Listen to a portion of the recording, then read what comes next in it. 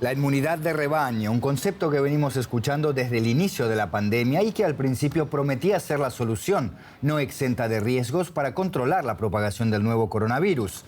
La idea es que un porcentaje suficiente de la población desarrolle, por medio de la vacuna o del contagio, anticuerpos que dejen al virus sin margen de maniobra para seguir extendiéndose. Pero más de un año después, solo Israel parece haber alcanzado un nivel de inmunización suficiente para regresar a algo parecido a la normalidad. ¿Es la inmunidad de rebaño un sueño alcanzable a medida que ganan velocidad las campañas de vacunación? ¿Terminará alguna vez la pandemia si no la alcanzamos? Estas son las preguntas que ahora mismo se formulan en todo el mundo. Más de un líder político afrontó el inicio de la pandemia apostando por la inmunidad de rebaño para evitar restricciones que perjudiquen a la economía. Pero al poco tiempo quedó claro que el costo era demasiado alto, sistemas de salud colapsados y un reguero de muertes evitables. Ahora la vacunación está permitiendo inmunizar de manera más segura y controlada. Pero ¿cómo funciona exactamente la inmunidad de rebaño? Veamos. ¿Qué es la inmunidad de rebaño o de grupo? Si en una comunidad muchos se vuelven inmunes a una enfermedad, el patógeno deja de propagarse y ahí tenemos la inmunidad de rebaño. ¿Por qué es importante? Protege a los débiles, a los bebés, por ejemplo, que son demasiado pequeños para ser vacunados contra algunas enfermedades, o a los enfermos crónicos que no toleran algunas vacunas, o a aquellos con un sistema inmunitario delicado como los que han pasado por una quimioterapia, puesto que la inmunidad de rebaño reduce el riesgo de contagio. ¿Cuántas personas tienen que ser inmunes? Varía en función de la enfermedad. Hay que tener en cuenta la tasa de reproducción del patógeno que indica el número promedio de personas a las que una persona infectada transmitirá un virus. Cuanto más alto, más contagioso. En el caso del sarampión, la tasa de reproducción es de 15, mientras que en el caso del SARS-CoV-2 es de aproximadamente 3. ¿Cómo se calcula la inmunidad de grupo? Es muy sencillo, se calcula con esta fórmula donde H, la inmunidad de grupo, es igual a 1 menos 1 dividido por el factor R. En el caso del coronavirus sería 1 menos 1 dividido por 3, lo que resulta en 2/3, 2/3 de la población. En Alemania estaríamos hablando de unas 50 millones de personas. ¿Qué condiciones se tienen que dar? El prerequisito para una inmunidad de rebaño es que los anticuerpos que producimos ante la infección nos protejan a largo plazo. En el caso de la COVID-19, aún no se sabe con exactitud cuánto duran. Lo que sí sabemos es que quienes han superado la enfermedad estuvieron protegidos durante al menos varias semanas. Especialista en esta materia es el doctor Jens Holst. Él es profesor de salud global en la Universidad de Ciencias Aplicadas de Fulda. Doctor Holst, gracias por estar con nosotros. En el caso de la COVID-19, una pandemia en la era de la globalización, ¿se puede hablar de una inmunidad de rebaño a nivel local o nacional o solo cuenta la global, sobre todo si consideramos el nivel de movilidad y los flujos migratorios en el mundo actual? Buenas tardes. Hay que decir que es completamente ilusorio pensar que la pandemia se puede superar por medidas tomadas o alcances conseguidos a nivel nacional.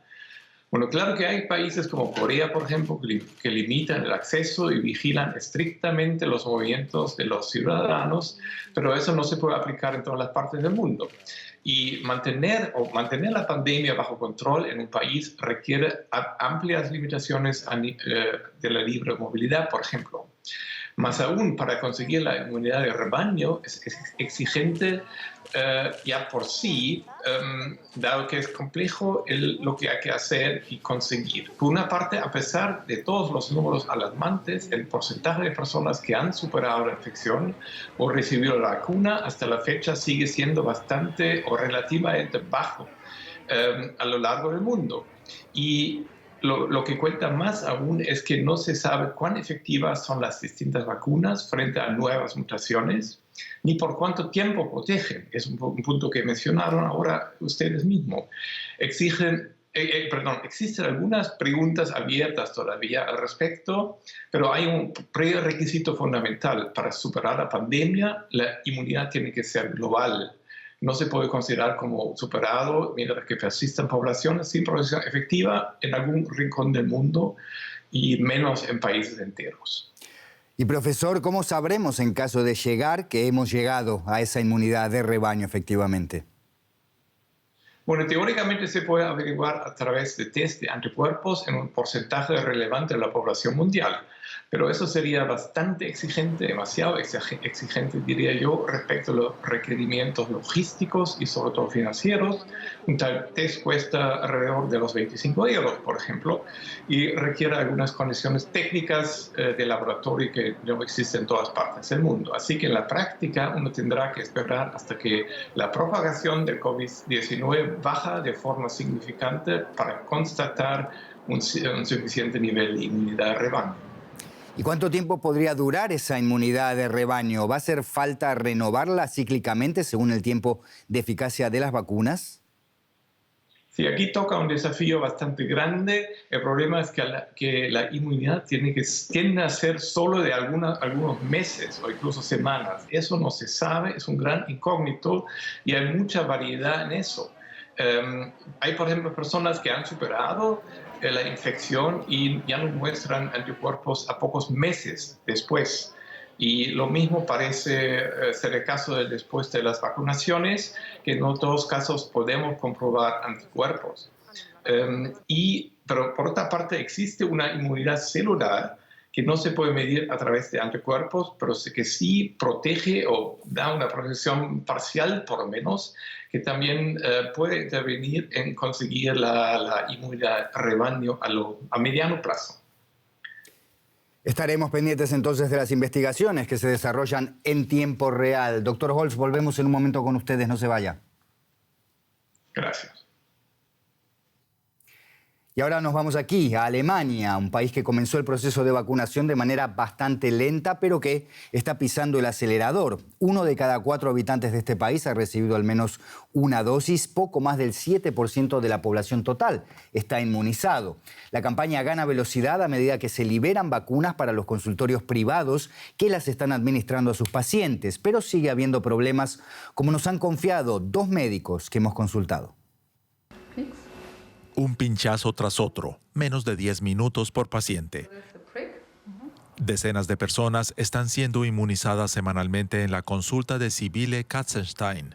La médica de cabecera está contenta de poder participar por fin en la campaña de vacunación. Pero el suministro de las vacunas es un problema.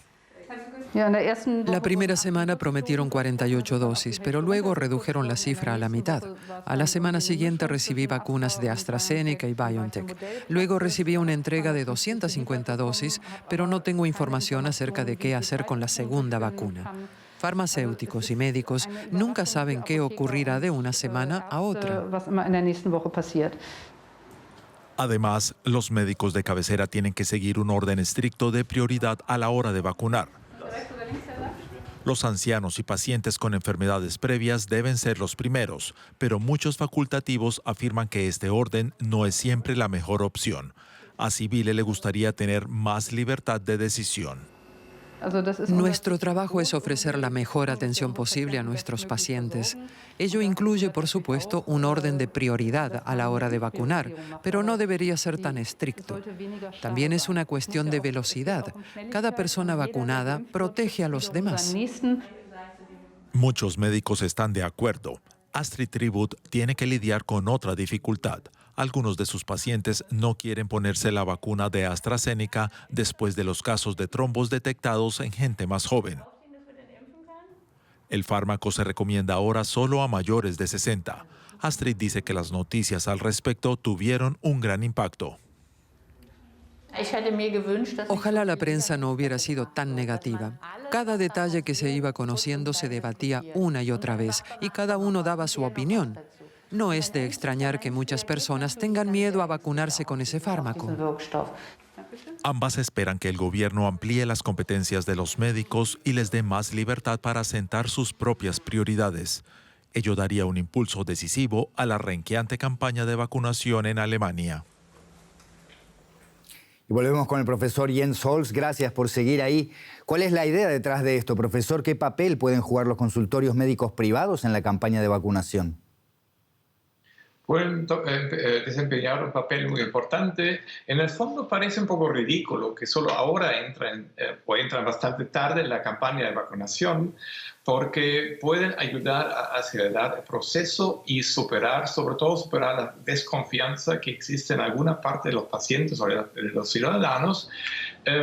Lo que pasa es que ustedes mencionaron ahora el problema que causó la vacuna de AstraZeneca, que produce en pocos casos, hay que decir eso, en muy contados casos, algunas complicaciones serias que ha provocado un rechazo en una parte de la población.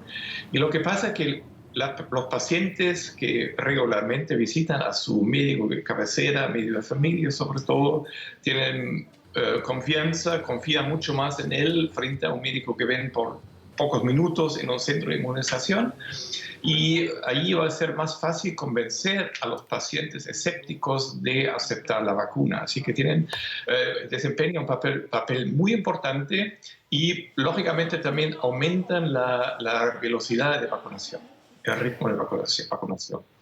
¿Cómo ve usted, doctor, brevemente la posibilidad de ampliar la oferta de vacunación a farmacias, supermercados, como se hace en Estados Unidos?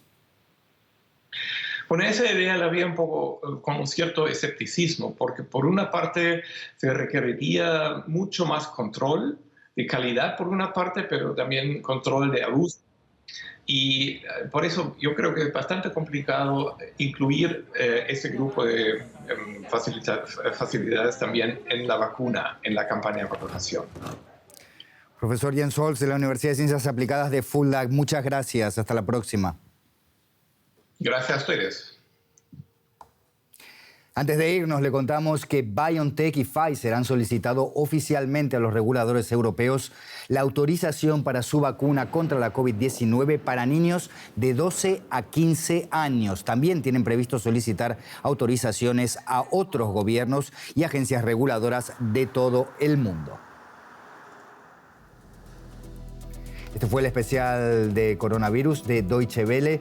No olvide, estamos en el peor momento de la pandemia. Cuídese, cuide a los suyos. Nos vemos la próxima.